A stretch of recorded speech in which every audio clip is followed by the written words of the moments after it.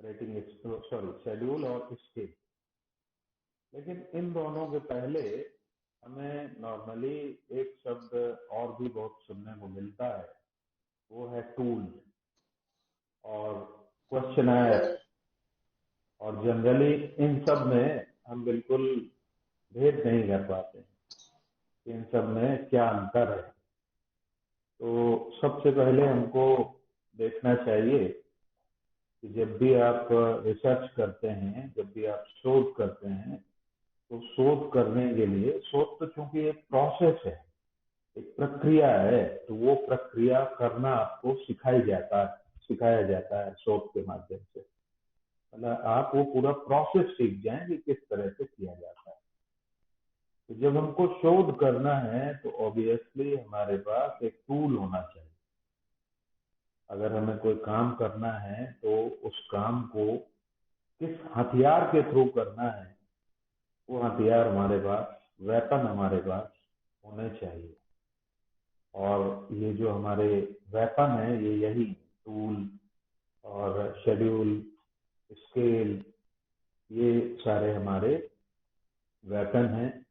और जब भी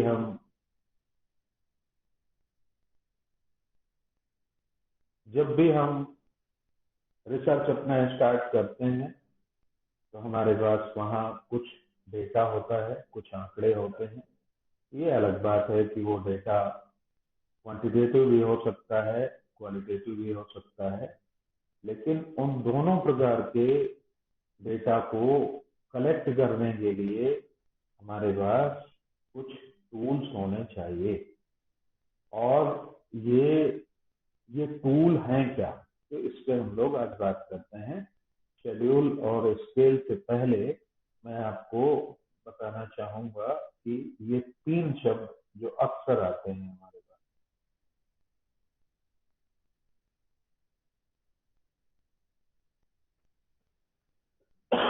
sorry.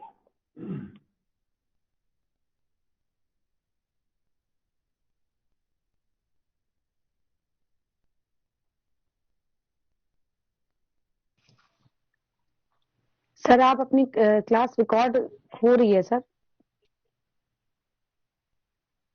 I don't know. Saini sir please class record कर दीजिए सर।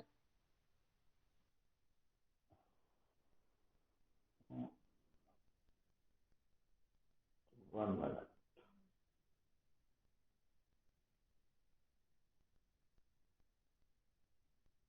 सपोज दैट हम एक वर्ड अक्सर सुनते हैं और वो वर्ड है टूल। और टूल की बात जब भी आती है तो टूल को हम जनरली कहते हैं कि ये हमारा उपकरण है। शोध के लिए हमको उपकरण की आवश्यकता होती है और ये उपकरण हमारा क्वेश्चनर के रूप में हो सकता है। तो एक हमारे पास आ गया वर्ड क्वेश्चनर, प्रश्नावली। तो प्रश्नावली ये प्रश्नों का एक संग्रह होता है। और अब आप कहेंगे कि प्रश्न तो शेड्यूल में भी होते हैं, प्रश्न तो स्केल में भी होते हैं, तो इन सभी में अपने आप में अंतर क्या है?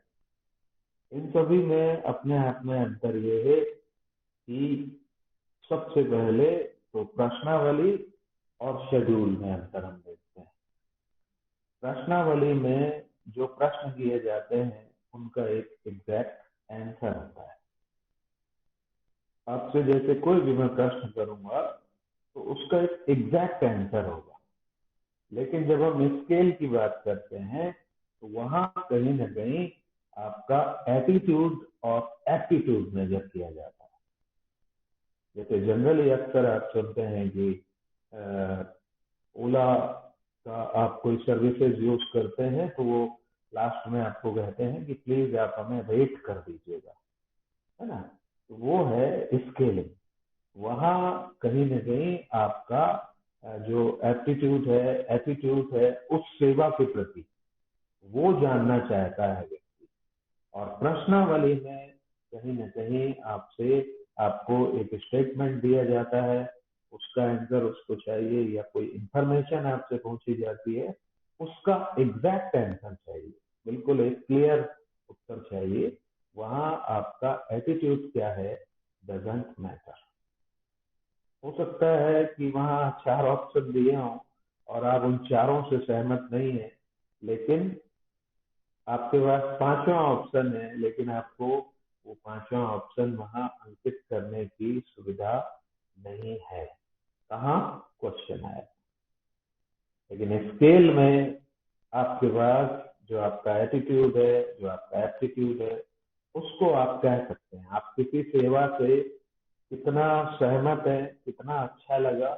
आप 5 स्टार रेटिंग दे रहे हैं, 4 स्टार रेटिंग दे रहे हैं, 3 स्टार रेटिंग दे रहे हैं, तो ये हुआ स्केल। स्केल में हम अपना एटीट्यूड और एप्टीट्यूड ये देते हैं।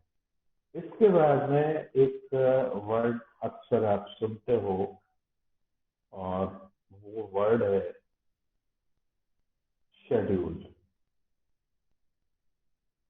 तो जब आप शेड्यूल की बात करते हैं तो हम डायरेक्ट आते हैं शेड्यूल पर। और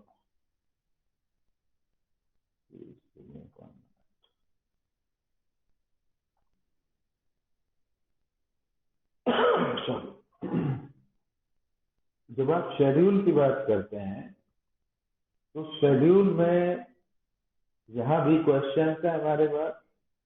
अब आप कहेंगे क्वेश्चंस तो क्वेश्चनर में भी होते हैं, स्केल में भी होते हैं, शेड्यूल में भी होते हैं क्वेश्चन। तो क्वेश्चनर और शेड्यूल में क्या डिफरेंस है? तो क्वेश्चनर और शेड्यूल में एक सीधा सा डिफरेंस है कि क्वेश्चनर को आप किसी भी समय उनको दे करके फिल करा सकते हैं। आपने एक सुविधा दी हुई है, आप उनसे कहते हैं कि ये हमारा क्वेश्चनर है और आप इसको प्लीज फिलअप करके हमें दे दीजिएगा। लेकिन शेड्यूल में ऐसा नहीं। शेड्यूल में जो भी आपको रेस्पॉन्स चाहिए उनको आप रीड कर रहे हैं, डायरेक्टली अपने रेस्पोंडेंट से पूछ रहे हैं और रेस्पोंडेंट आपके सामने उसको आंसर कर रहा है। क्वेश्चनर में ऐसा नहीं। क्वेश्चनर में जनरली आप अपने क्वेश्चन का एक सेट बनाते हैं। सेट बनाने के बाद में उसकी रिलायबिलिटी और वैलिडिटी चेक करते हैं, और जब वो रिलायबल निकलता है, वैलिड निकलता है, जब आप उस क्वेश्चनर को बिल्कुल फिक्स कर लेते हैं, तब आप एक न्यादर्स पर या एक सैंपल पर उसको एडमिनिस्ट्रेट करते हैं। और वो एडमिनिस्ट्रेशन में भी आपकी एब्सेंस में भी हो सकता है। जरूरी नहीं है कि आप वहां प्रेजेंट हो, और ये भी जरूरी नहीं है कि आप उससे कुछ पूछें या कुछ कहें। लेकिन शेड्यूल में ये एक कंपलसरी कंपल्सन है, एक ये जरूरी शर्त है कि जब भी आप शेड्यूल को एडमिनिस्ट्रेट करेंगे, ये लिस्ट ऑफ क्वेश्चन आपके द्वारा रीड किए जाएंगे और रेस्पोंडेंट के द्वारा उनका रिप्लाई दिया जाएगा। तो ये 4 चीजें हम देखते हैं यहाँ पर शेड्यूल में कि this is the bunch of question, और reading by researcher and reply by respondent face to face situation में इट इज कंपलसरी। और सबसे इम्पोर्टेंट बात यह है कि जो क्वेश्चन किए जाते हैं इंटरव्यूअर के द्वारा या रिसर्चर के द्वारा, उसको अपने एक्सेंट पर, अपने टोन पर और बहुत ही एक्सपर्टनेस के साथ क्वेश्चंस को थ्रो करना चाहिए। क्योंकि अगर आप क्वेश्चंस को आप जानते हैं, क्वेश्चन स्ट्रक्चर करना, प्रश्नों को बनाना और प्रश्नों को पूछना 2 अलग अलग चीजें हैं। और जब आप प्रश्नों को पूछते हैं तो वहां आपका ये पूछना कई तरह के अंतर ले आता है। आप क्रोध में पूछ रहे हैं, आप अवसाद में पूछ रहे हैं, आप गुस्से में पूछ रहे हैं, आप हर्ष में पूछ रहे हैं, आप सामान्यतया पूछ रहे हैं। इसलिए जो जानकारी आप अपने रेस्पोंडेंट से, आप अपने उपभोक्ता से, आप अपने न्यायाधीश से चाहते हैं, वो आपको जिस अंदाज में, जिस फ्लेवर में, जिस टेस्ट के लिए वो क्वेश्चन बनाया गया है, आपको उसी क्वेश्चन से रिलेटेड एक्सपर्टनेस के साथ उसको थ्रो करना चाहिए. This is the definition by Woodward and Hart. Schedule is the name usually applied to a set of questions which are asked and filled in by an interviewer in a face-to-face situation with another person. Schedule questions का एक set है, एक bunch है, जो पूछने वाले के द्वारा, साक्षात्कारकर्ता के द्वारा फेस टू फेस सिचुएशन में बिल्कुल प्रत्यक्ष ढंग से उसको किसी दूसरे व्यक्ति से पूछा जाता है. ये अकॉर्डिंग टू गुड्डे एंड हार्ट के द्वारा लिखी हुई एक परिभाषा है. कितने टाइप के हमारे पास शेड्यूल होते हैं? चलिए,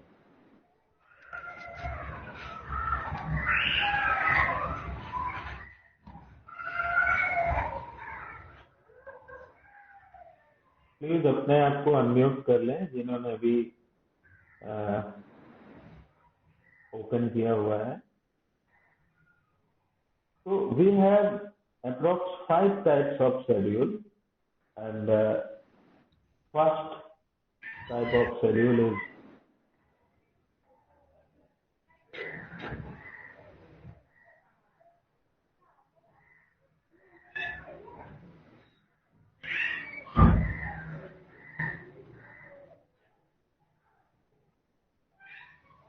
अनिल जी, आप अपनी तरफ से अनम्यूट कर लीजिए. अनिल जी.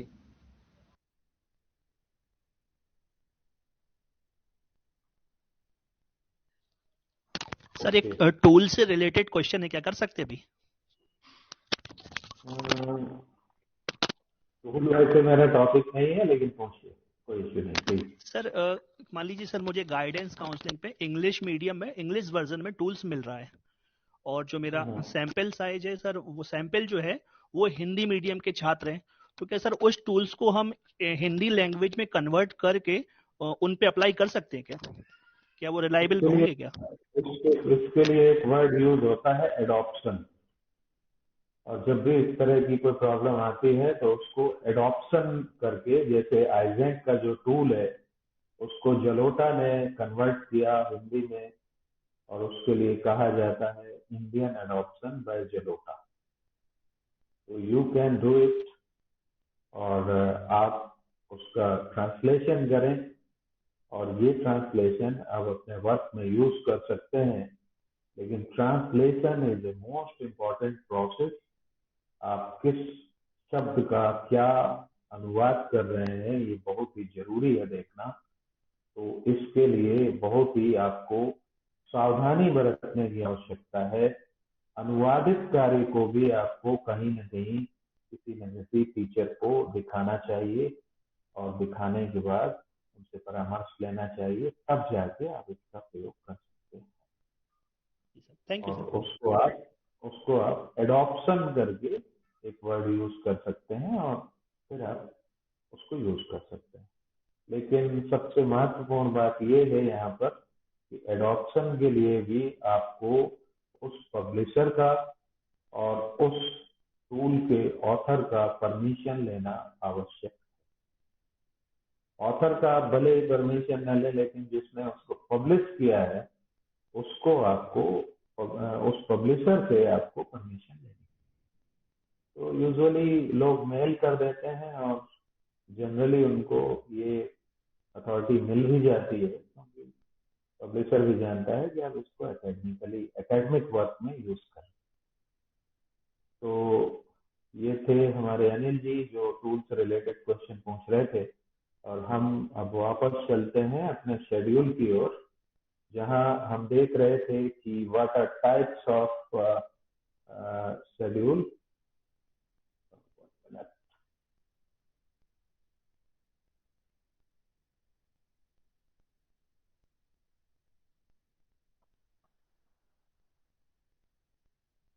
तो टाइप्स ऑफ शेड्यूल की जब बात आती है तो यहाँ हम देख सकते हैं कि हमारे पास ये 5 टाइप्स हैं लगभग यहाँ पर। और पहला जो टाइप है वो ऑब्जर्वेशन शेड्यूल। ऑब्जर्वेशन शेड्यूल, सबसे पहले हमने शेड्यूल के बारे में जाना कि शेड्यूल एक क्वेश्चन का बंच है, एक ऐसे क्वेश्चन का बंच है जिनको हमने डायरेक्ट मोड में अपने रेस्पोंडेंट से, अपने सैंपल से या वेब से हमको पूछना है। अब हम इसके प्रकार देख रहे हैं, ये 5 प्रकार हैं। पहला है ऑब्जर्वेशन शेड्यूल, जिसकी हिंदी होती है प्रेक्षण करना। जनरली जब भी कोई प्रोसेस हो रहा होता है, जैसे आप स्टूडेंट्स को कोई काम देते हैं और उस काम के समय आप पूरे क्लास में जो इन्विजिलेशन करते हैं, दिस इज ऑब्जर्वेशन। क्लास में जब आप उनको उस काम को करते हुए देखते हैं और देखते उस प्रक्रिया को देखने के साथ, समझने के साथ आप उनसे जब उस व्यवहार के प्रति प्रश्न करते रहते हैं, तो ये कहलाता है प्रेक्षण या ऑब्जर्वेशन। और इससे जो हमारे पास डेटा आता है उसको हम इंटरव्यू स्केल में ले जाते हैं, और इंटरव्यू स्केल में ले जाने के बाद हम अपना उसका कैलकुलेशन कर लेते हैं। इसके बाद हमारे पास दूसरे टाइप का शेड्यूल है, जिसको हम कहते हैं रेटिंग शेड्यूल। रेटिंग शेड्यूल में यहाँ पर हम रेट करते हैं जो भी हमारा क्वेश्चन है, उस क्वेश्चन में जो हमको आंसर चाहिए वो आंसर हमको रेट करने, मतलब हम चाहते हैं कि जो रेस्पोंडेंट है वो कहीं ना कहीं उसको रेट करे, श्रेणी दे, अच्छा है, बुरा है, खराब है, तटस्थ है, मतलब क्या आपका क्या ओपिनियन है। लेकिन यहाँ फिर एक सवाल खड़ा होता है कि अगर रेटिंग शेड्यूल होता है तो रेटिंग स्केल भी तो होता है। तो what is the difference between rating schedule and rating scale? मतलब तो मैं आपको आगे चल के बताऊंगा कि रेटिंग स्केल, जो स्केल होता है वो शेड्यूल के अंदर भी यूज होता है, जो स्केल होता है वो टूल के अंदर भी होता है। Scale is a scaling is a method, है ना। मैं आपको आगे चल के बताऊंगा, जब लिकर्ट का स्केल मैं आपको दिखाऊंगा तब मैं आपको बताऊंगा। तो इस तरह से हमारे पास दूसरा जो है वो रेटिंग स्केल भी है। इसके बाद जो तीसरा है वो टाइप है हमारा डॉक्यूमेंट्री शेड्यूल। डॉक्यूमेंट्री शेड्यूल में हमारे पास जो डॉक्यूमेंट होते हैं, डॉक्यूमेंट गवर्नमेंटेड डॉक्यूमेंट हो सकते हैं, हमारे पास नॉन गवर्नमेंट डॉक्यूमेंट भी हो सकते हैं, किसी का ऑटोबायोग्राफी भी हो सकता है। सपोज दैट कि हम गांधी की आत्मकथा पर काम कर रहे हैं, मेरे सत्य के प्रयोग पर काम कर रहे हैं, या अमृत राय ने गुलाब राय पर लिखा था कलम के सिपाही, उस पर काम कर सकते हैं। बहुत से ऐसे ऑटोबायोग्राफिकल या हेजियोग्राफिकल वर्क हैं जिन पर हम डॉक्यूमेंट्री शेड्यूल बना सकते हैं। डॉक्यूमेंट्री शेड्यूल का मतलब है कि उस डॉक्यूमेंट से ही जुड़े हुए प्रश्न उस शेड्यूल में रखे जाएंगे, जिससे उस डॉक्यूमेंट को समझने में हमको हेल्प मिल सके। अक्सर आपने देखा होगा कि गवर्नमेंट फाइल्स में सबसे पहले ऊपर एक नोट शीट लगी होती है और उस नोट शीट में शेड्यूल बना होता है। वहां शेड्यूल में ढेर सारे प्रश्न लिखे होते हैं। इन प्रश्नों को इन पेपर्स में हमको पूछना। इसके आगे हम देखते हैं कि इंस्टीट्यूशनल सर्वे शेड्यूल होता है। ये इंस्टीट्यूशनल सर्वे एक ऐसा सर्वे शेड्यूल जो किसी इंस्टीट्यूशन में किया जाएगा, कॉलेज में किया जाएगा, स्कूल में किया जाएगा, कोई भी एक ऐसी संस्था जिसके बारे में हमको कुछ प्रश्नों को पूछना है, तो सबसे पहले हम उन प्रश्नों को बनाएंगे। बनाने के बाद में हम उनको, जो हमें लगेगा कि इससे रिलेटेड सारे क्वेश्चन हमने, सपोज दैट हमने एक स्कूल को टारगेट किया है, तो स्कूल में कितना ह्यूमन रिसोर्सेज है, कैसा एग्जामिनेशन सिस्टम है, कैसा सैनिटाइजेशन सिस्टम है, क्या टीचिंग लर्निंग प्रोसेस है, क्या इंफ्रास्ट्रक्चर है वहाँ पे, क्या जेंडर बायजनेस है या कंप्यूटर अवेयरनेस है, क्या न्यू रूल्स वहाँ अप्लाई किए जाते हैं। तो इस तरह से एक संस्था के बारे में हमको अगर सर्वे शेड्यूल बनाना है तो उसके लिए उस संस्था से जुड़े हुए सारे एस्पेक्ट का हम प्रश्नों का निर्माण करेंगे और उसके बाद में ये हो जाएगा इंस्टीट्यूशनल सर्वे शेड्यूल। पांचवा है इंटरव्यू शेड्यूल। अब अगर हम कहें कि इंटरव्यू तो खुद अपने आप में टेक्निक होती है, और फिर उसके बाद हम यहाँ कह रहे हैं कि इंटरव्यू शेड्यूल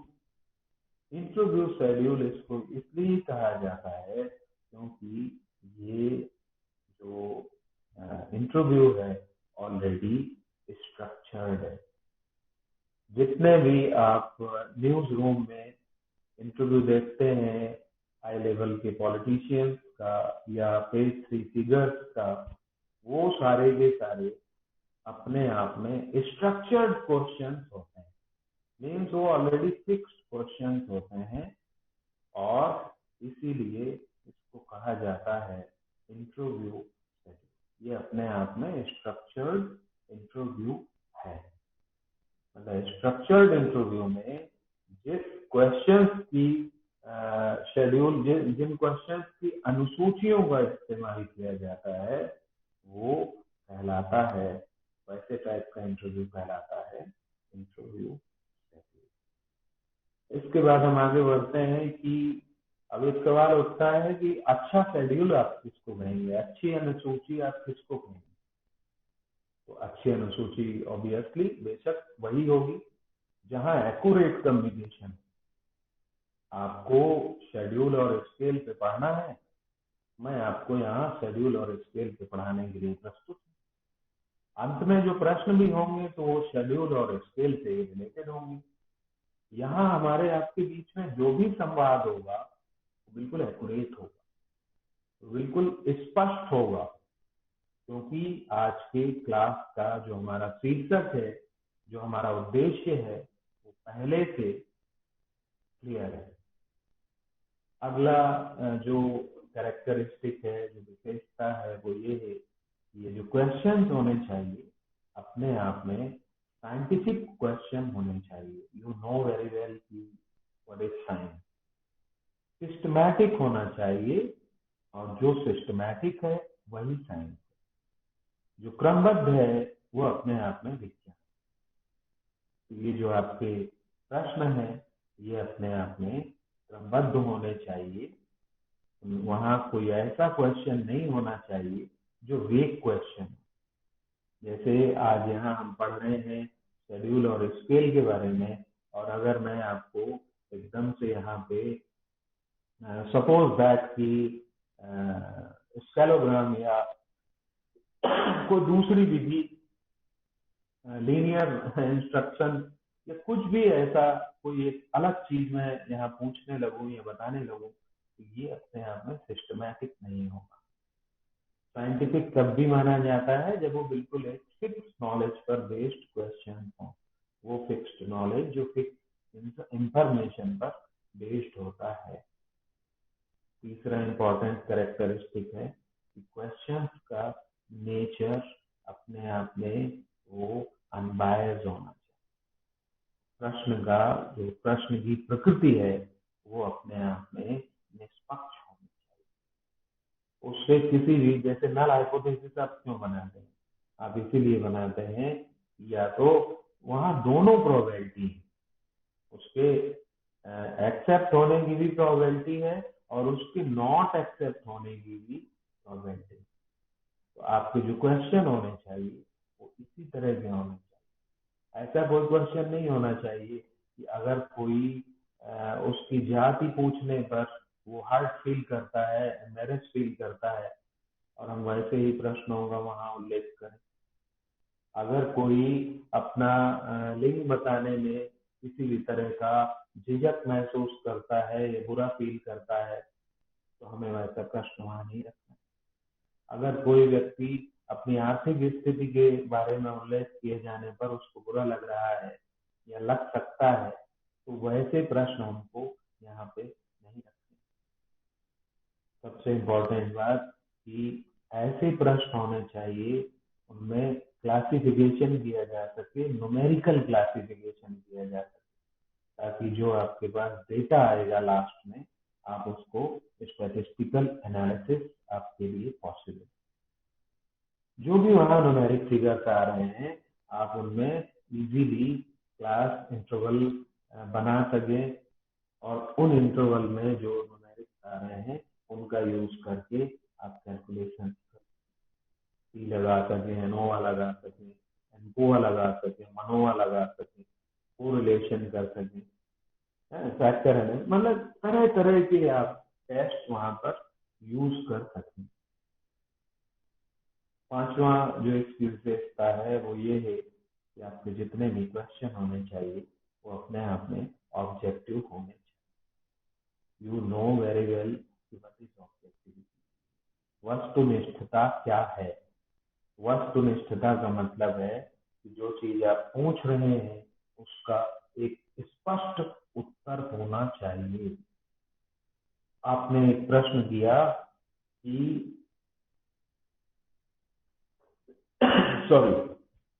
आपने एक प्रश्न किया कि गांधी जी ने कितने आंदोलनों में भाग लिया था और किस प्रवृत्ति की वजह से गांधी जी ने उन आंदोलनों में भाग लिया। बताया जा सकता है कि गांधी जी ने अपनी अहिंसात्मक प्रवृत्ति के साथ उनमें भाग लिया। आप बता सकते हैं, संख्या बता सकते हैं। लेकिन आप क्या, अगर आपसे ये पूछा जाए कि क्या आपको लगता है कि गांधी जी ने पूरी शक्ति के साथ, मतलब क्या आप बता सकते हैं कि कितने परसेंट अपनी पूरी ताकत उन्होंने सविनय अवज्ञा आंदोलन में प्रयोग नहीं किया, कितने परसेंट यूज किया? तो ये अपने आप में, या मैं आपसे पूछूं कि आपकी माँ आपको कितना चाहती? सभी माँ के लिए अपने बच्चे बहुत ही महत्वपूर्ण होते हैं क्योंकि वो उसका क्रिएशन है, उसने अपने शरीर से उनको जन्म दिया है। तो हर माँ के लिए एक बच्चा बहुत ही महत्वपूर्ण होता है। लेकिन अगर हम यहाँ एक सवाल पूछें कि आपकी माँ आपको कितना चाहती, it is not possible to explore और एक्सप्लेन हियर, नहीं है संभव। तो यहाँ सब्जेक्टिव क्वेश्चन नहीं करने, यहाँ ऐसे क्वेश्चन होने चाहिए जिनको न्यूमेरिकली हम यहाँ पे बता सकें। और ये जो सारे क्वेश्चन है किस तरह के होने चाहिए, ये अपने आप में प्री टेस्टेड होने चाहिए। मतलब पहले से हमने जो शेड्यूल बनाया उस शेड्यूल को हम कई बार प्रयोग करके देख लें ताकि उसमें जो भी कमियां हो हम उनको धीरे धीरे दूर कर सकें। शेड्यूल अमूमन 3 पार्ट्स में बनाया जाता है। पहला प्रिपेरेटरी, दूसरा मेन पार्ट और तीसरा direction to the field work. मान लीजिए कि ढेर सारे लोगों को साथ में लेके आप अगर यूज कर रहे हैं तो आपको यहाँ उनके लिए डायरेक्शन भी लिखने। जैसे आपने देखा होगा कि बाबा रामदेव जब भी योग का एक प्रोग्राम या शिविर करते हैं तो वहां पहले से उन सारे प्रश्नों को लिख के दे दिया जाता है और दूर दूर खड़े स्वयं सेवकों को माइक दे दिया जाता है। तो इस तरह से ये डायरेक्शन उनके लिए लिखे होते हैं कि उनकी क्या क्या रेस्पॉन्सिबिलिटी। तो ये है शेड्यूल। और उसके बाद में हम एक और इम्पोर्टेंट चीज यहाँ पे डिस्कस करना चाहिए, और वो मैं पहले भी आपसे डिस्कस कर चुका हूँ। तो सबसे पहला तो मैं एक अंतर यहाँ पे कहूँगा आपसे कि जो क्वेश्चनायर है वो अपने आप में अप्रत्यक्ष, ये अप्रत्यक्ष ढंग से काम करता है, और जो शेड्यूल है ये डायरेक्ट है क्योंकि यहाँ आप उससे पूछ रहे हैं, वो भी सीधे सीधे पूछ रहे हैं। सॉरी, लेकिन क्वेश्चनायर में आप उसको बुकलेट फॉर्म में दे देते हैं और कह देते हैं कि इसको फिल कर दीजिए। आप नहीं जानते वो किससे फिल करवा के लाया है, वर्तिका मैडम कल यहाँ थी, अनिल जी यहाँ पर हैं, अविनाश जी हैं। हो सकता है मैंने इनको एक क्वेश्चन आया दिया और इन्होंने हो सकता है अपने स्टूडेंट्स को दे दिया जो बीएड कर रहे हैं, और कह दिया कि भर देना सर, काफी दिनों से कह रहे हैं। तो क्वेश्चनर अपने आप में एक डायरेक्ट मेथड है और शेड्यूल अपने आप में एक डायरेक्ट मेथड है। और ये भी है कि यहाँ पर जो रेस्पोंडेंट है वो स्वयं उत्तर दे रहा है, और यहाँ आपको नहीं मालूम है, आप सिर्फ अनुमान कर रहे हो कि वही दे रहा है जिससे आपको प्रत्याशा थी। आपने कॉल किया था कि प्लीज आप ही इसको भरिएगा, लेकिन इसके बावजूद भी आप डेफिनेटली नहीं कह सकते हैं।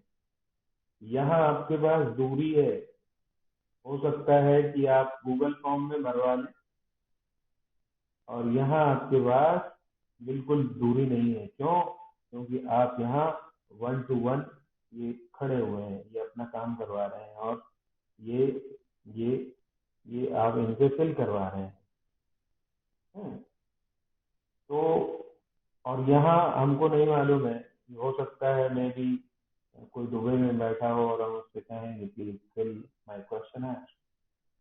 यहाँ दूरी है और यहाँ बिल्कुल भी दूरी नहीं है। क्यों? क्योंकि हम तो डायरेक्ट में क्वेश्चन बोल रहे हैं और सामने वाला हमको, यहाँ दूरी है ही नहीं, शून्य है यहाँ दूरी।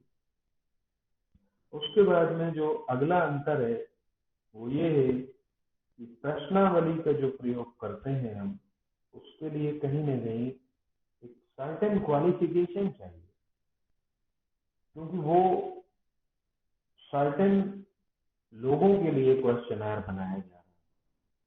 लेकिन जो शेड्यूल है, शेड्यूल में ऐसा नहीं है। शेड्यूल में किसी की कोई भी शैक्षिक योग्यता हो, हम उससे जो है पूछ रहे हैं और सामने वाला उसको सुन रहा है और सुन करके जवाब दे रहा है। यहाँ तो कम से कम इतनी तो सर्टेनिटी होनी ही चाहिए कि वो जो है साक्षर हो, क्योंकि साक्षर नहीं होगा तो वो पढ़ेगा कैसे। और यहाँ तो ऐसा कुछ भी नहीं है। आप अगर निरक्षर भी हैं, क्योंकि हम आपसे सीधा सा पूछ रहे हैं, यहाँ ये कुछ भी ऐसा नहीं है, हम आपसे पूछ रहे हैं। अगर आप कम्युनिकेट करना भी जानते हो, अगर आप संवाद भी जानते हो, अगर हमारी आपकी भाषा एक ही है, तो आप उसका जवाब दे रहे हो, कोई इश्यू ही नहीं है हमारा। तो इस तरह की ये कुछ अंतर है। और फिर मैं आपको बता दूं, जैसे एक अंतर यही है कि सबसे बड़ा एक अंतर यही है कि वहां पे एक निश्चित प्रतिदर्श है, निश्चित न्यायादर्श है। लेकिन अच्छा, वो जो निश्चित प्रतिदर्श है, वो निश्चित प्रतिदर्श कितनी भी दूरी पे हो सकता है, हो सकता है कि वो पूरा जो क्लस्टर है वो ही अलग अलग है। आप विदेशों में अध्ययन करने वाले जो NIRF में 500 रैंकिंग के अंदर वाली NIRF छोड़ दीजिए, इंटरनेशनली जो 500 के अंदर यूनिवर्सिटीज हैं, और आप ये देख रहे हैं कि हमारे इंडियन रिसर्चर जो कैम्ब्रिज में है, ऑक्सफोर्ड में है, पेंसिल्वेनिया में है, वर्जीनिया में, यहाँ से जो शोध कार्य कर रहे हैं, तो उनके अपने क्या अनुभव है। तो उनमें से एक व्यक्ति ऑक्सफोर्ड में है, दूसरा कैम्ब्रिज में है, तीसरा वर्जीनिया में है, चौथा ऑस्ट्रेलिया में है। तो ये प्रश्नावली में संभव है, लेकिन ऐसा शेड्यूल में तो बिल्कुल भी संभव नहीं है। मतलब साक्षात्कारकर्ता जब जाएगा तो वो एक ही जगह जाएगा और एक साथ जो है, मतलब इसमें बहुत दूर दूर तक जा पाना या वहां से सूचना कलेक्ट कर पाना अलग अलग जगहों से संभव नहीं हो पाता है। अच्छा, क्वेश्चनर में एक चीज और भी होती है, लगभग क्वेश्चनर हमको अपने आप में अधूरे प्राप्त होते हैं, और इसमें ये ऐसा कोई समस्या ही नहीं है, क्योंकि यहाँ तो आप सब खुद ही पूछ रहे हैं।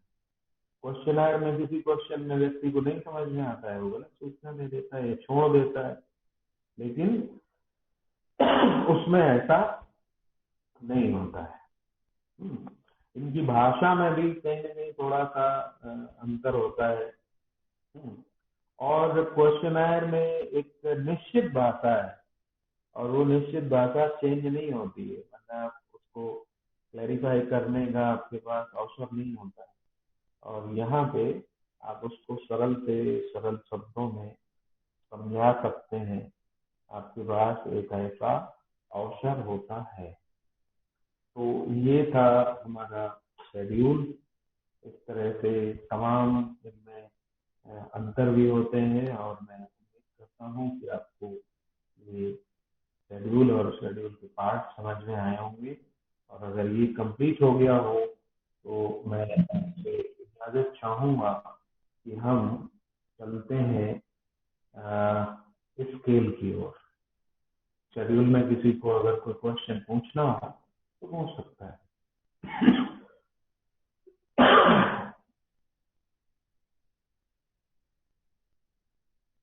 अविनाश जी कुछ पूछना चाहते हैं आप? अगर आप लोग वीडियो अपने ओपन कर लेंगे तो मैं आप लोगों को देख भी पाऊंगा। सर जैसे शेड्यूल में भावों के साथ उत्तर ग्रहण करना पड़ता है, हम भावों को देखते हुए उत्तरों को जो प्राप्त करते हैं तो ज्यादा अच्छा माना जाता है, तो भाव का भी एक संबंधन जोड़ सकते हैं। मनोज जी, भावों का समन्वय तभी होगा जब आप भावना के साथ आप पूछेंगे। शब्द अपने आप में मंत्र है। आप एक भावना के वशीभूत होके ही किसी को गाली देते हैं, वो बुरे मंत्रों का प्रयोग करते हैं। तो जब बुरे मंत्रों का प्रयोग करते हैं तो सामने वाला भी बुरे मंत्रों का प्रयोग करता है। लेकिन जब आप अच्छे मंत्रों का प्रयोग करते हैं, मनोज जी कहते हैं आप, तो जैसी भावना से आप उसको प्रस्तुत करेंगे वैसी ही भावना से वो आपके पास वापस आएगा। जी सर, बस वही मैं कह रहा था, अंतर के हिसाब में एक अंतर और बढ़ सकता है कि इसमें भावों के साथ उत्तर प्राप्त हो जाता है। वो तो इम्पोर्टेंट है ही, और क्वेश्चनर में ऐसा संभव नहीं है। सीमा मैडम, आप कुछ कहना चाहते हैं?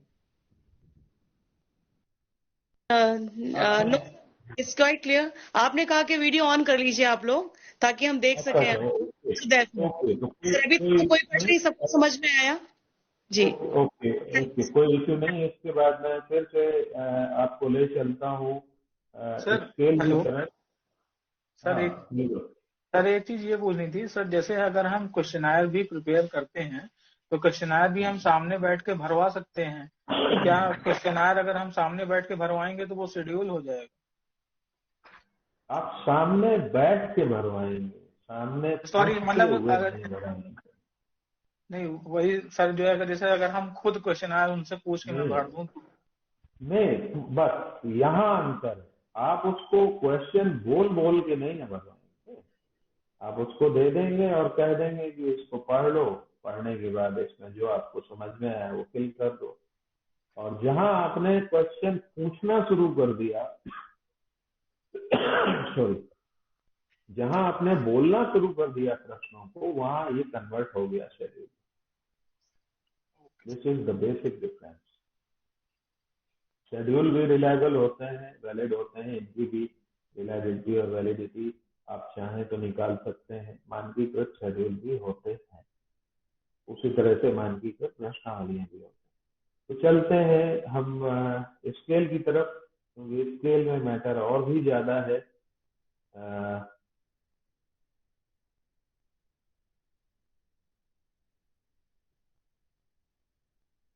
तो यहाँ पर हम देखते हैं कि स्केल क्या है। तो सबसे पहले तो मैं आपको ये बता दूं कि स्केल के बारे में जानने से पहले हमको जानना चाहिए कि स्केलिंग क्या है। स्केलिंग क्या होती है? स्केलिंग एक प्रोसीजर होता है। जैसे आप ये समझे कि टूल, तो इन सभी को हम कहते हैं क्योंकि ये उपकरण है हमारे। टूल के अंदर जाए तो प्रश्नावली, प्रश्नावली प्रश्नों का संग्रह, और शेड्यूल, अनुसूची, प्रश्नावली और अनुसूची में ये अंतर कि प्रश्नावली इनडायरेक्ट मेथड है और शेड्यूल बिल्कुल डायरेक्ट मेथड है।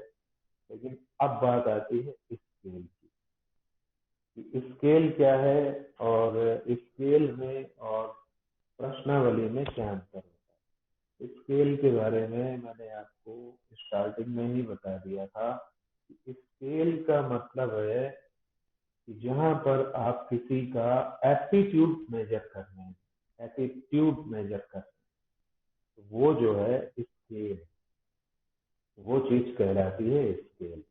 और स्केल ये कहीं ना कहीं ये गुणों का ही मापा जा सकता है, मतलब इसके लिए कुछ प्रॉपर्टीज होना वो कंपलसरी है।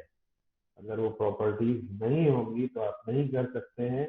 और बेसिकली अगर हम इसको आगे बढ़ाएं बात को, तो हम कह सकते हैं कि प्रॉपर्टीज होनी चाहिए, है ना। प्रॉपर्टीज मीन्स कुछ गुण होना चाहिए, मतलब आप किस गुण को मेजर कर रहे हैं। आपका हम जो एटीट्यूड देख रहे हैं या एप्टीट्यूड देख रहे हैं तो किस गुण के प्रति देख रहे हैं।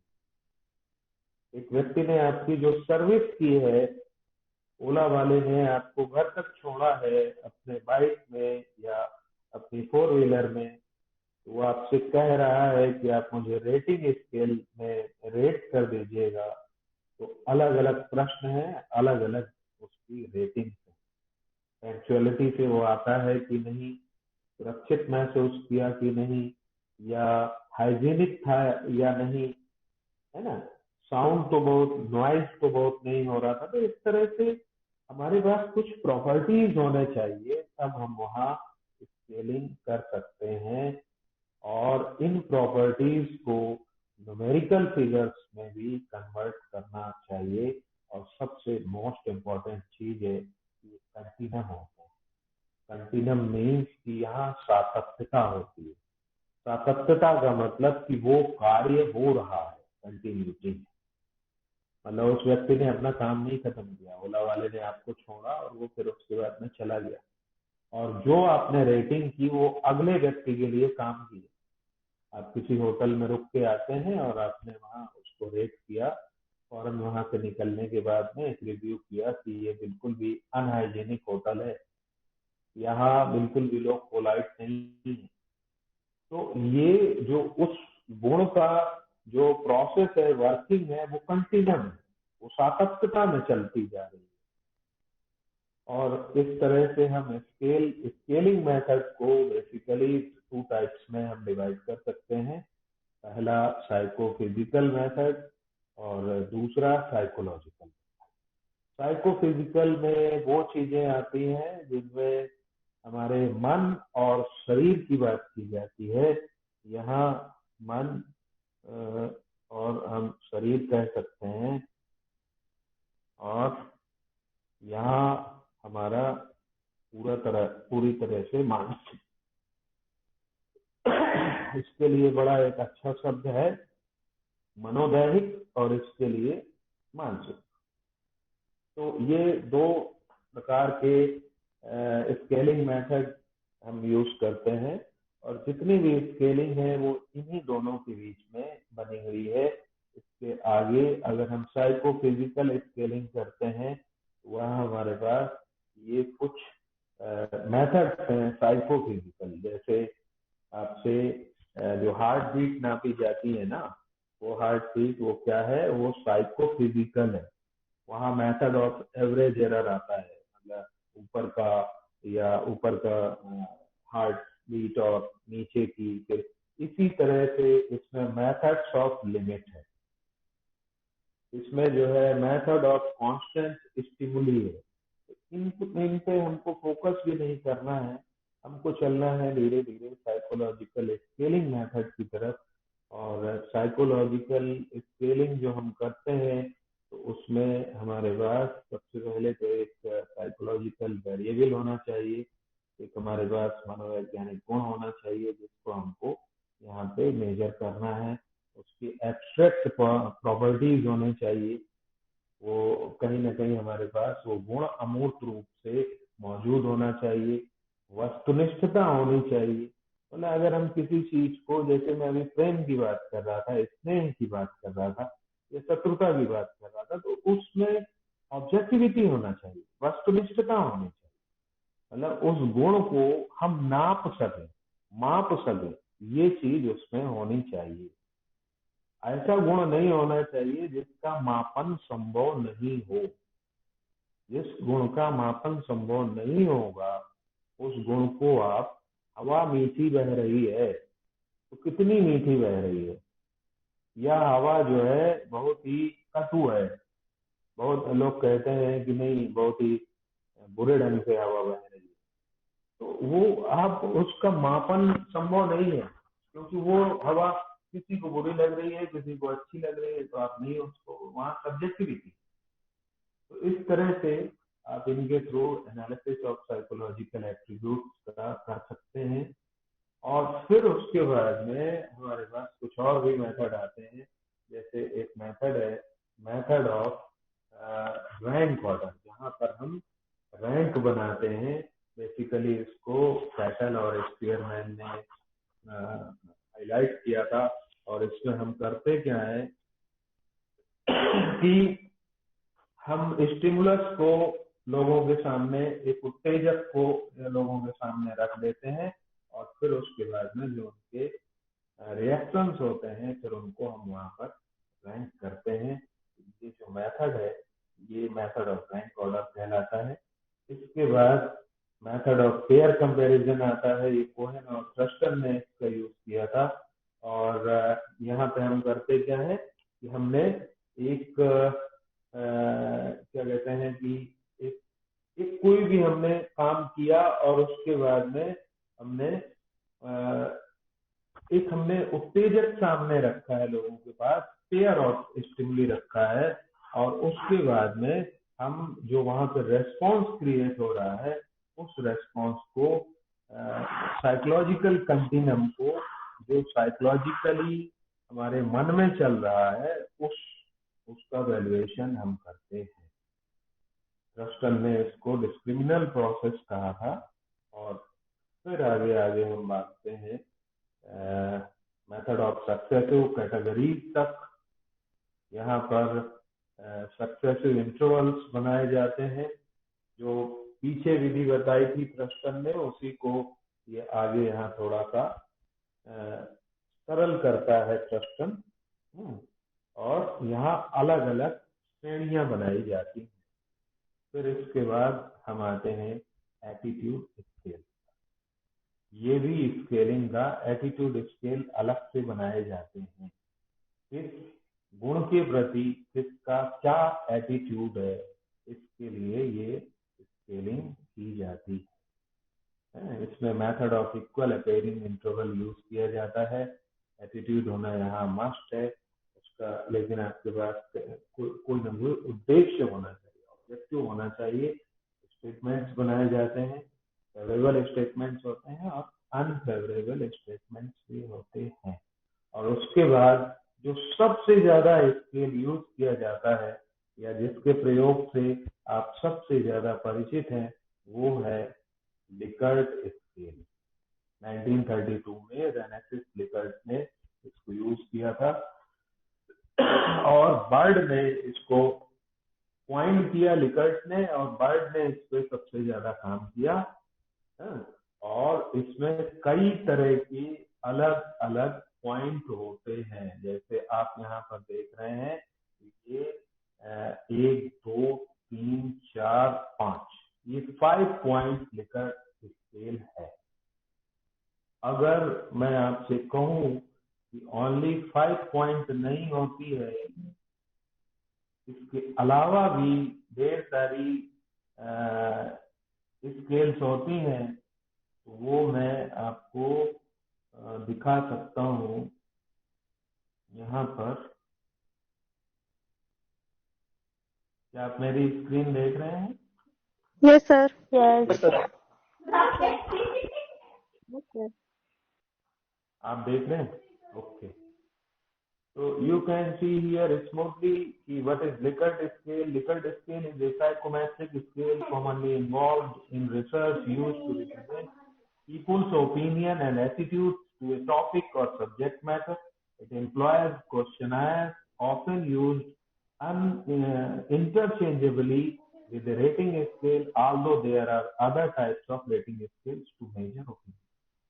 आपकी ओपिनियन को, आपकी प्रवृत्ति को, एटीट्यूड को और आपके अभिवृत्ति को जानने के लिए इसका उपयोग किया जाता है और ये अलग अलग पॉइंट्स में बनाई जाती है। जैसे आप यहाँ देख सकते हैं कि ये 4 पॉइंट स्केल।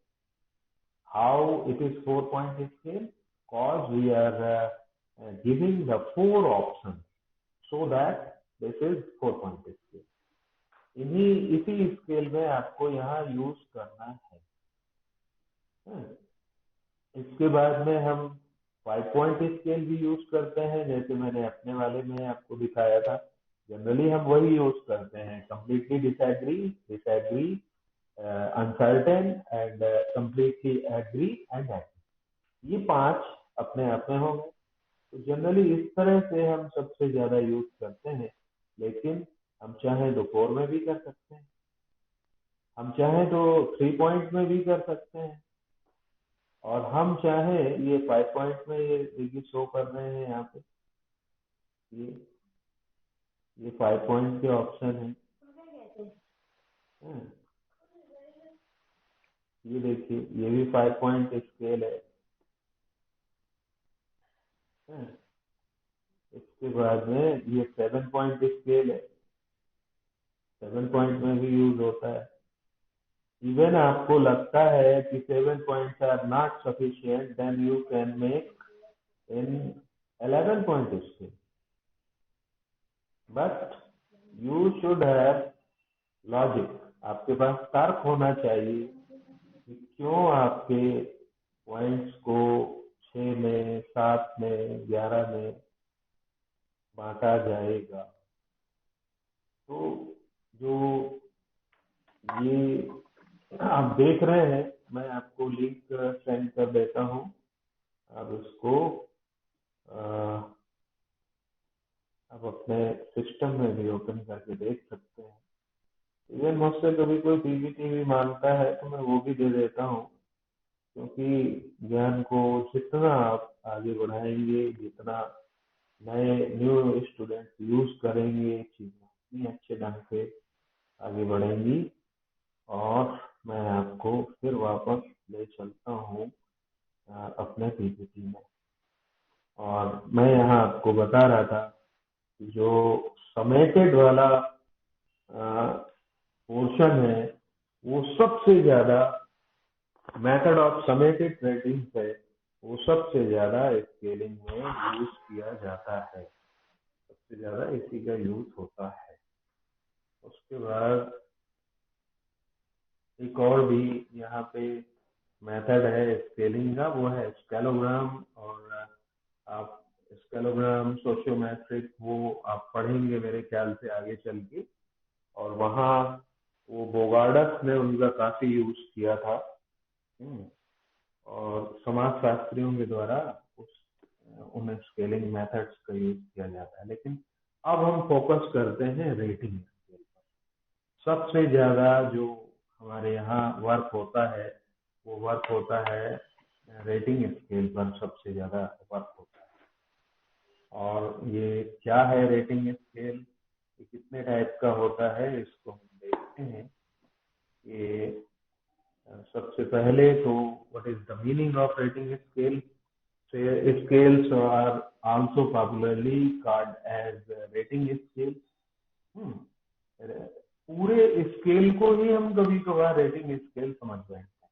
जैसे मैं आपको जितने ये अलग अलग डिफरेंशिएट कर रहा था, सबसे पहले मैं आपको स्केलिंग मेथड बता रहा था कि how many types of rating scales we have, scaling method we have. फिर मैंने आपको बताया कि स्केल्स क्या है, और फिर स्केल्स में भी रेटिंग स्केल क्या है ये मैं आपको बता रहा था। Rating is the term applied to an expression of opinion, जो आपका आप मनोभाव व्यक्त करते हैं, आप अपनी मनोवृत्ति को जो आप बताते हैं आप जो किसी के प्रति जजमेंट देते हैं, किसी के प्रति जो जस्टिफिकेशन आप देते हैं, वो आप यहाँ पर दे रहे हैं, है ना। तो rating scale is a psychological measuring instrument that requires the rater or observer to assign the rated object to categories or continuums that have numerical assigned to them. Rating scale हमारा एक मनोवैज्ञानिक गुणों को मापने का उपकरण है। इसके लिए हम अलग अलग कैटेगरीज बनाते हैं, ठीक है। और ये दो टाइप की होती है, एक कंपैरेटिव स्केलिंग, एक नॉन कंपैरेटिव स्केलिंग। तो आप समझ सकते हैं कंपैरेटिव जिसमें हम तुलना करते हैं और नॉन कंपैरेटिव जिसमें हम तुलना नहीं करते हैं। Rating scale involves qualitative description of a limited number of aspect of a thing of traits of a version. These rating may be in such forms. तो हम इससे भी ज्यादा वाला देख चुके हैं। हमने देखा कि ये 3 पॉइंट में भी हो सकता है, यहाँ हम देख रहे हैं कि 2 पॉइंट में भी हो सकता है। जस्ट हमने बना दिया लाइक और डिसलाइक, दो कैटेगरी, दो ही भागों में हम रेट कर रहे हैं। ये 3 तरीके बोरिंग तरीके से कैसे पढ़ा सकता है? Very good. अगर प्रियंका को ऐसी क्लास दिखा दी जाए क्या होगा उसका? क्या माइक ऑफ कर लें? आप लोगों का माइक ऑन है। अनम्यूट रहिएगा, अनम्यूट रहिए। आप कहाँ पे हो? नेहा जी अपना माइक ऑफ करिए। और बोरिंग आपको इसलिए मैडम फील हो रहा है क्योंकि इसके पहले आप कुछ भी पढ़ के नहीं आए हो। यस सर, आप कंटिन्यू रहिए सर। सर आप कंटिन्यू करिए। तो रेटिंग स्केल में हम देखते हैं कि हमारे पास अलग अलग तरीके हैं रेट करने के। जैसे हम 2 कैटेगरीज में भी रेट कर सकते हैं, लाइक और डिसलाइक। उसके बाद में 3 कैटेगरी में भी हम रेट कर सकते हैं, और उसके बाद हम 5 कैटेगरी में भी। इस तरह से हम 2 से लेके 11 तक हम रेट कर सकते हैं। ये हमारे पास अलग अलग कैटेगरीज मौजूद होती हैं। और अब उसके बाद हम देखते हैं कि हमारे पास कितने टाइप के रेट। स्क्रीन नहीं शो हो रही है सर, स्क्रीन नहीं आ रही है। Okay, 1 minute. Screen sir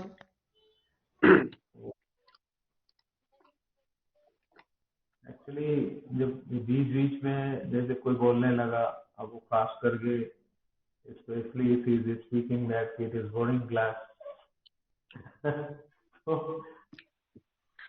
sir बहुत बढ़िया लग रहा है सर। सर किसने बोला, लेकिन सर बहुत इंटरेस्टिंग क्लास है।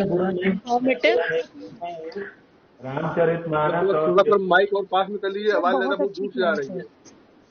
सर मेजॉरिटी स्टूडेंट्स कह रहे हैं sir it's a very nice and बहुत बढ़िया सर, बहुत बढ़िया। बहुत अच्छी है, हम लोग जानते हैं, बट हमारा डिसीजन जरूरी है सर। सर आपसे पहले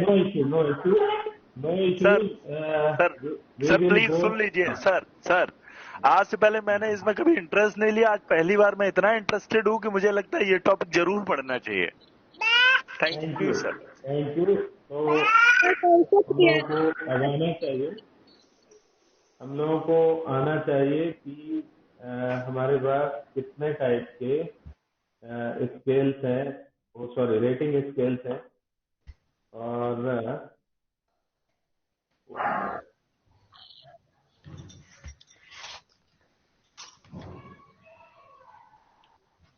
ये numerical rating scale, graphical rating scale. अब न्यूमेरिकल रेटिंग स्केल क्या है? सपोज दैट कि अगर मैं आपसे कह रहा हूँ कि how taught today I am, मैंने आपको आज कैसे पढ़ाया और मैं यहाँ पे हूँ, प्लीज रेट हियर। और मैं आपसे कहूँ कि आप मुझे यहाँ पे ये 1 स्टार दीजिए, या मुझे आप यहाँ पे 2 स्टार दीजिए, या आप मुझे यहाँ पे 3 स्टार दीजिए। तो this is the process of numerical. ये 1 है, ये 2 है और ये 3 है। तो यहाँ ये मार्किंग है अब ये आपको डिसाइड करना पड़ेगा कि ये एक नंबर मतलब पॉजिटिव वाला एक नंबर है या नेगेटिव वाला एक नंबर है। ये आपको मतलब 3 स्टार को आप बेटर कहेंगे या हाईएस्ट कहेंगे या इसको हाईएस्ट कहेंगे, ये आपको डिसाइड करना है। ग्राफिक रेटिंग स्केल, कभी कभार हम ग्राफ के थ्रू चीजों को रेट करते हैं। जैसे अक्सर आप प्रोडक्ट्स में देखते हैं कि वहाँ OnePlus है और उसके साथ में एप्पल का आईफोन है, या इसी तरह से सपोज दैट हम स्टूडेंट्स के बारे में बात करें, उनके अचीवमेंट्स के बारे में, तो उसको हम ग्राफिकल ग्राफ्स के थ्रू जब हम रेट करते हैं। साइंस में किसी स्टूडेंट ने क्वार्टरली इतने एग्जाम पाए थे, इसमें 30 to 50, फिर इसमें जो है ये जो 6 मंथ में एग्जाम हुआ फिर उसने यहाँ पे पाए। फिर उसके बाद हम देख रहे हैं कि जो एनुअली एग्जाम हुआ वहाँ उसने, तो इस तरह से ये हम ग्राफ बनाते हुए चले जाते हैं। तो वो ग्राफिकल मोड में जब हम रेट करते हैं तो वो ग्राफिकल है। उसके बाद में इसी तरह से परसेंटेज रेटिंग स्केल होता है, जहाँ पे हम परसेंटेज में वर्क करते हैं। हम सीधा का लिख देते हैं 5%, 10%, 20% या 50%। इसके बाद में फिर हमारे पास स्टैंडर्ड रेटिंग स्केल होती है। स्टैंडर्ड रेटिंग स्केल ये है जो जैसे आप फ्रिज लेने जाते हैं या आप एसी लेने जाते हैं, तो वहाँ जो उनकी रेटिंग है वो उनकी क्वालिटीज के हिसाब से स्टैंडर्ड किया गया है। उनका जो मानकीकरण है वो कंपनी नहीं मानकीकृत करती है कि उनका कौन सा प्रोडक्ट 5 स्टार है। जैसे सपोज दैट कि एक टाइपिस्ट है, वो 1 मिनट में 60 वर्ड्स टाइप कर लेता है, तो हम ये कहते हैं भाई एक ए ग्रेड का टाइपिस्ट है, ए ग्रेड का टाइपिस्ट है। एक बंदा जो 45 वर्ड टाइप कर पाता है, हम उसको कहते हैं भाई ये बी ग्रेड का है। एक 30 वर्ड टाइप कर पाता है, हम उसको कहते हैं सी ग्रेड का है। तो ये जो हमने ग्रेड्स हैं ये ऑलवेज ये फिक्स किए हुए हैं। ये जो हमने रेटिंग है ये यहाँ पे फिक्स की हुई है, और इस फिक्सेशन के पीछे हम जानते हैं। जैसे हमको मालूम है कि फर्स्ट का हमको मालूम है कि ये 60% के ऊपर होगा, सेकेंड का हमको मालूम है कि ये बंदा 60% के ऊपर होगा, और थर्ड का हमको मालूम है कि ये बिलो 50% होगा। तो यहाँ पर ये चीजें जो है फिक्सेशन है यहाँ पे, है ना। इसके बाद में स्केल ऑफ कम्युलेटेड पॉइंट्स, और अगर यहाँ तक किसी को कुछ नहीं समझ में आया हो तो पूछ सकता है। किसी को कुछ पूछना है? No sir first choice last वाला एक बार फिर से मुझे कहाँ है, अभी तो स्केल ऑफ क्यूमुलेटिव पे पढ़ना है। सर तो स्टैंडर्ड रेटिंग अभी पढ़ाया कहाँ है भाई? अभी मैं वहां तक पहुंचा नहीं हूँ, पानी पी रहा था। तो सर ये स्टैंडर्ड रेटिंग। सर ये जो सर ये कंपनीज में 5 स्टार 3 स्टार और ये सब एसी वगैरह आता है, ये सब ये रेटिंग ये भी इसी में शामिल होगी, स्टैंडर्ड टाइप ऑफ रेटिंग। ये रेटिंग अपने आप में स्टैंडर्ड की जा चुकी है। जैसे आप किसी होटल को 3 स्टार कहते हैं, तो वहाँ 3 स्टार का मतलब अपने आप में स्टैंडर्डाइजेशन उसका किया जा चुका है। वहाँ ये निश्चित किया जा चुका है कि 3 स्टार किसको कहते हैं, या 2 स्टार किसको कहते हैं, या 5 स्टार किसको कहते हैं। आपको जैसे मैक ग्रेडिंग देता है। आप प्रोडक्ट में छोड़ दीजिए, आप अपने बच्चों में देखिए। जैसे मैक ग्रेडिंग सर, जैसे नैक में सही कह रहे हैं कि 2.3 या 3.3 या A+, A++, ये ग्रेड पहले से निश्चित कर दिए गए हैं, उनका मतलब निश्चित कर दिया गया, मानकीकृत कर दिया गया। जैसे आप अपने बच्चों में मतलब जानते हैं और जनरली आप कह देते हैं कि नहीं ए ग्रेड का बच्चा है, वो ब्रिलियंट बच्चा है।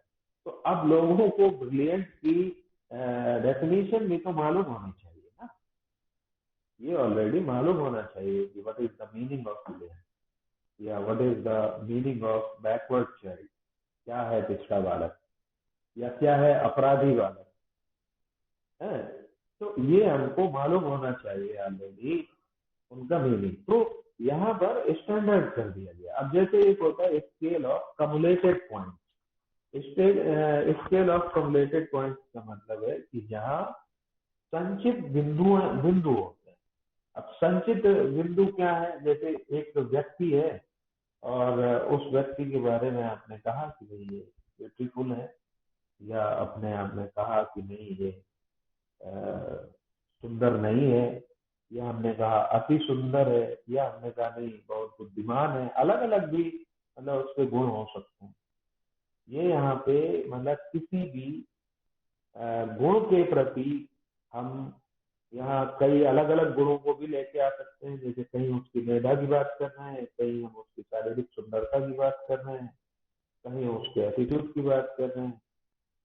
तो ये जब अलग अलग बिंदु भी एक साथ लेके हम जब आ जाते हैं तो ये कहलाता है स्केल ऑफ कम्युलेटेड पॉइंट्स। और यहाँ दो इसके टाइप होते हैं। यहाँ पर आप एक तो चेकलिस्ट बना सकते हैं, है ना, और दूसरा जो है गेस हू टेक्निक, ये भी इसके अंदर आता है।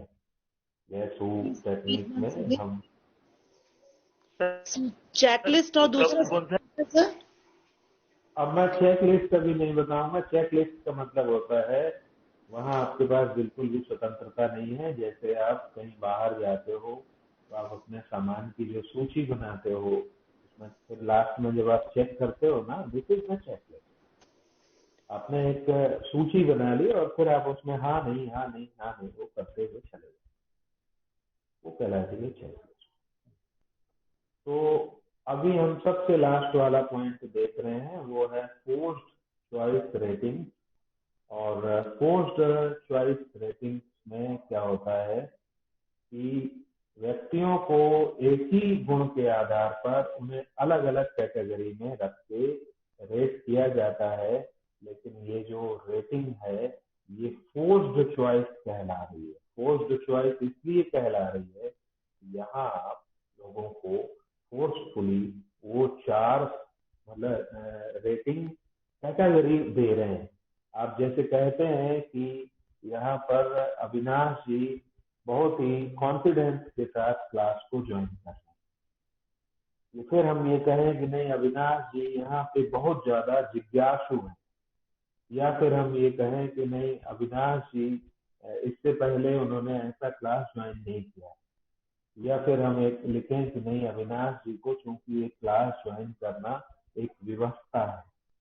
तो जब हमने यहाँ पे फोर्स्ड करके चॉइस दे दी है तो इसको कहते हैं बाध्य चयन रेटिंग, क्योंकि हमने उसको बाध्य कर दिया है उन फिक्स्ड चॉइस पर अपना टिक करने के लिए कि आपको इन्हीं चारों में से करना है। जैसे क्लोज एंडेड क्वेश्चन है ना, सेम वो पैटर्न यहाँ पर यूज किया गया है।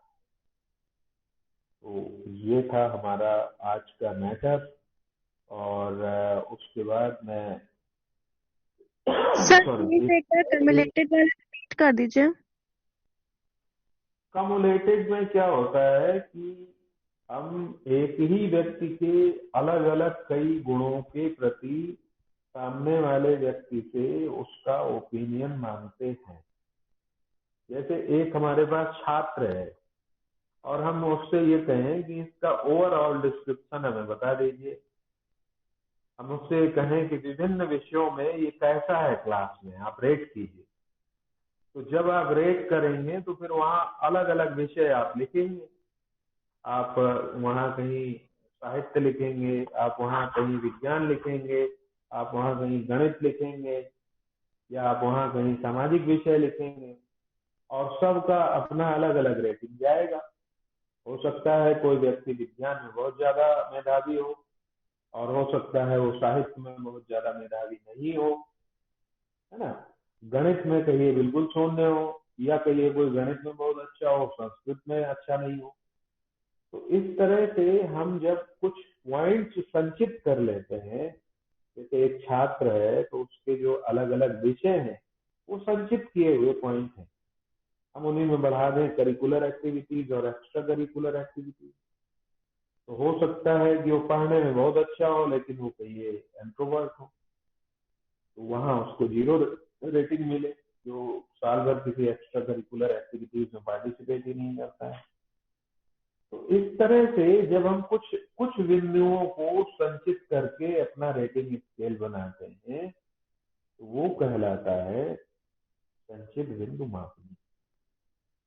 और इसके बाद कुछ चीजें आपको और भी जाननी चाहिए, स्पेशली जब आप बनाएंगे तो आपको वहां पर ये चीजें मेरे ख्याल से शायद पढ़ने के लिए मिलेंगी, लेकिन अभी इतनी जरूरत नहीं है उनकी।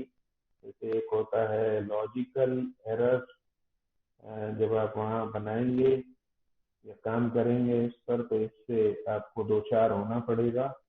लॉजिकल एरर, प्रॉक्सिमिटी एरर, और एक हॉलो इफेक्ट होता है, ये आपको देखना चाहिए। कंट्रास्ट एरर होता है।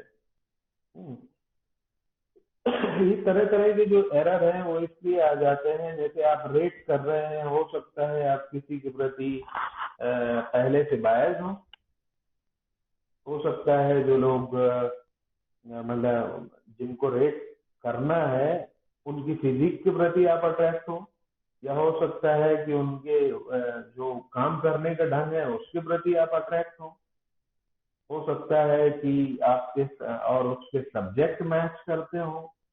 तो इस तरह से बायसनेस आ जाती है। कभी कभार सेंट्रल टेंडेंसी, एक एरर ऑफ सेंट्रल टेंडेंसी होती है, वो भी आ जाती है। सेंट्रल टेंडेंसी जैसे अभी हम 5 उसमें रेट करते हैं कि पूर्णतया असहमत, असहमत, अनिश्चित, सहमत और पूरी तरह से सहमत। तो हो सकता है हम इनमें कुछ इस तरह का स्केलिंग कर लें कि जो जरूरी नहीं है कि वो 5 बराबर हो सकता है हम 4 रख लें, और इन चारों में से इसका मतलब है कि फिर एरर ऑफ सेंट्रल टेंडेंसी आ जाएगी वहां पे। कभी कभार इसी तरह से कंट्रास्ट एरर आ जाता है। कंट्रास्ट एरर का मतलब कि हमें कुछ अंदर और गुण है, मतलब हमको मालूम ही नहीं है कि होटल की रेटिंग कैसे की जाती है। और अक्सर आपने देखा होगा कि एक ओपन एंडेड क्वेश्चन भी होता है रेटिंग स्केल में, और अक्सर वहां लोग कुछ भी लिख देते हैं। मतलब एक बॉक्स बना होता है, आपसे कहा जाता है कि पहले तो आप ये लिखें पंक्चुअलिटी में ये व्यक्ति कैसा था, 5 कॉलम बने हुए हैं, फिर ये व्यक्ति हाइजीनिक था कि नहीं, ये व्यक्ति अपने काम में प्रॉम्प्ट है कि नहीं, और फिर उसके बाद एक वहाँ बॉक्स भी बना हुआ है, और उस बॉक्स में आप कुछ ऐसा लिख दे रहे हैं जिसका उसके गुणों से कोई मतलब ही नहीं है। तो ये इस टाइप का जो प्रॉब्लम होता है उसको कंट्रास्ट है। इसी तरह से एक लॉजिकल एरर होता है, इसी तरह से एक प्रॉक्सिमिटी एरर होता है। इसी तरह से आप जब बहुत ज्यादा हार्ड होके रेट करते हैं तो वहाँ एरर ऑफ सेवेरिटी आ जाता है। फिर जब आप बहुत ज्यादा उदारता से किसी को रेट, अरे दे दो भाई, इसको 5 रेटिंग देने में क्या प्रॉब्लम है, तो इस तरह से आपके क्लास के तो सारे बच्चे बिल्कुल हाईली रेट हो जाएंगे। ठीक है, आपने उनको 1 साल पढ़ाया है, आप ही के स्टूडेंट हैं, लेकिन अगर आपसे रेट करने के लिए कहा जाए तो फिर अगर आप बहुत उदारता से कर रहे हैं तो ये ठीक बात नहीं है। फिर आपका जो मोटिव है स्केलिंग का, रेटिंग स्केलिंग का, वो खो जाएगा। तो इस तरह से एरर ऑफ लीनियंसी आ जाती है। तो ये कम से कम 6, 7, 8 तरह की एरर्स हैं, ये भी, इनका भी आपको अध्ययन करना चाहिए। और now this is the time of question, so you can raise your question और हम बात कर सकते हैं इस बारे में। और अब आप लोग अपने वीडियो ओपन कर लेंगे तो अच्छा लगेगा।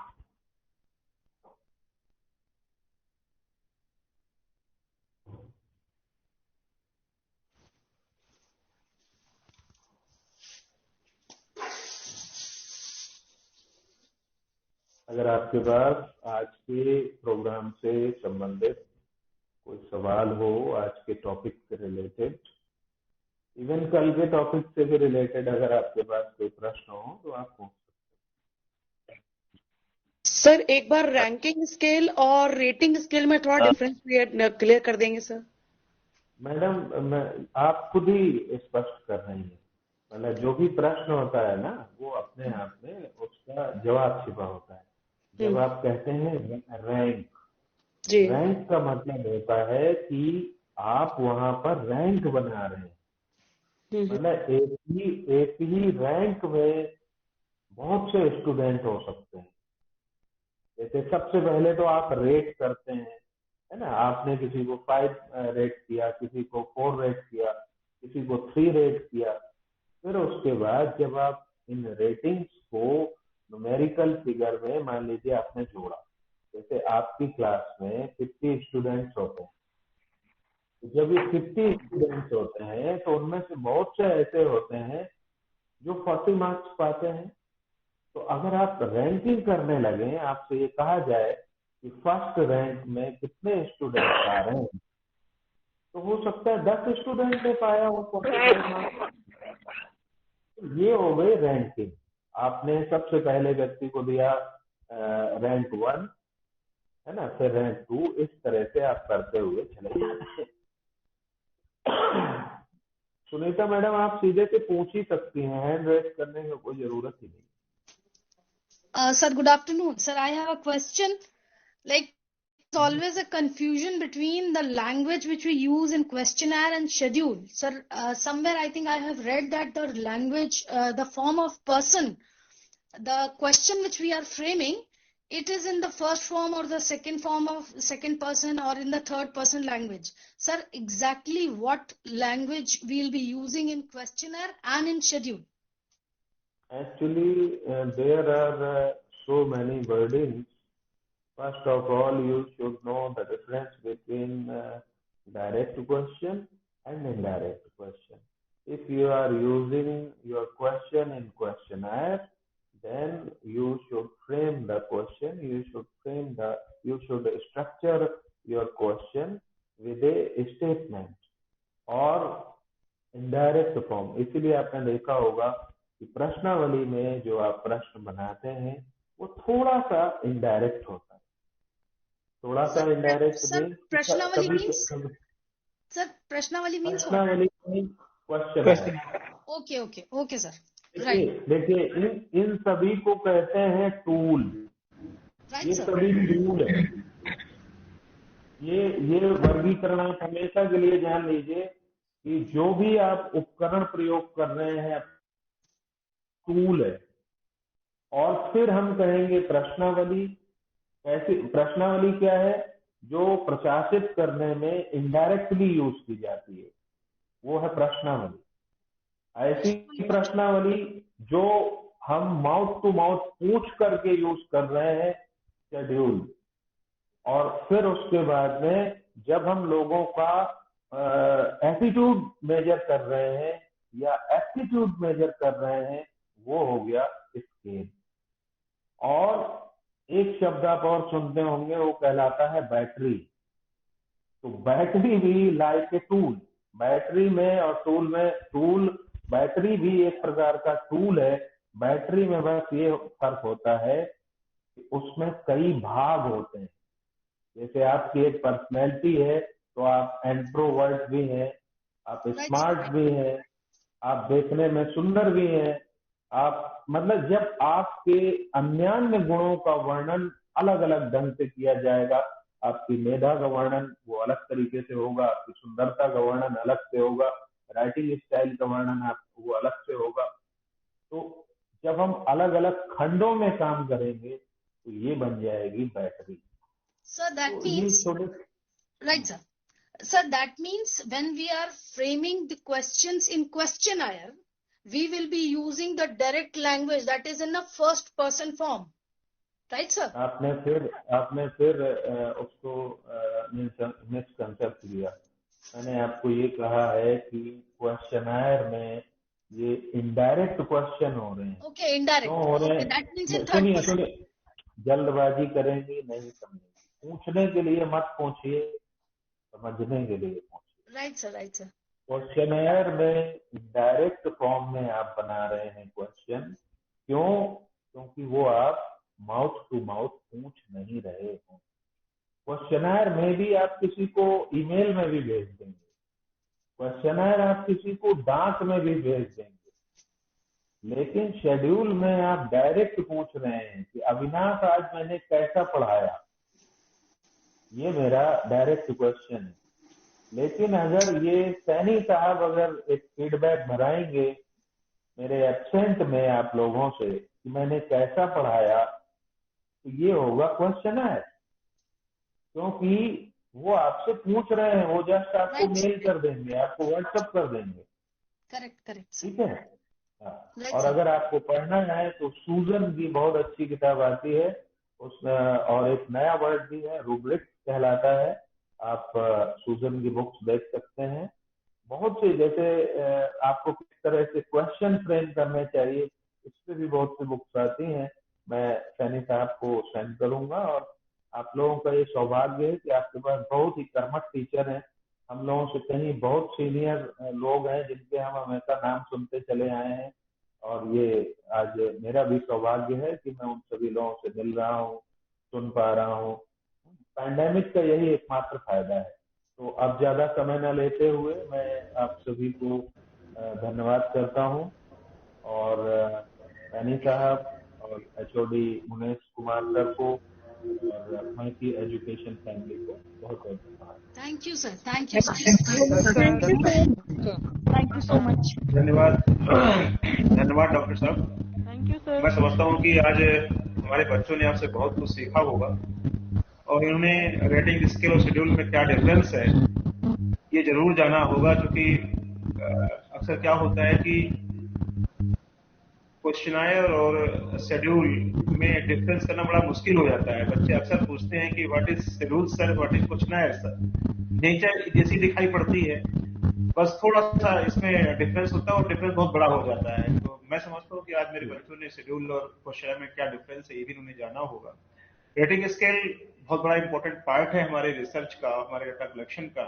एक टेक्निक है डाटा कलेक्शन की। तो आज उन्होंने रेटिंग कैसे हम करेंगे, किस प्रकार से फ्रेम करेंगे रेटिंग स्केल, ये सब चीजें आपने सीखी होंगी। तो आपका आज का जो लेक्चर है इससे हमारे बच्चे जरूर निश्चित रूप से बेनिफिशियरी हुए होंगे, इनको बड़ा बेनिफिट हुआ होगा। और मैं समझता हूँ कि अपने जो है रिसर्च वर्क में उसे यूज करेंगे। बहुत बहुत धन्यवाद सर, स्वागत है आपका। पुनः हम आपसे संपर्क करने की कोशिश करेंगे कि आप हमारे बच्चों को अपना बहुमूल्य समय निकाल कर सकते हैं। बिल्कुल, आप कभी भी आदेशित कीजिए सर, मैं हमेशा। बिल्कुल सर, मैं सर उम्मीद करूंगा कि आप हमें हमेशा उपलब्ध होंगे। नमस्ते सर। हमारे बच्चों के बिल्कुल सर, बिल्कुल सर। Thank you sir. तो आपके प्यारे बच्चों केवल 5 मिनट, जस्ट 5 मिनट के बाद आइए, तुरंत 5 मिनट के बाद। इसी लिंक पे इसी लिंक पे जुड़ना है, ठीक है? जी सर, ओके सर। ओके।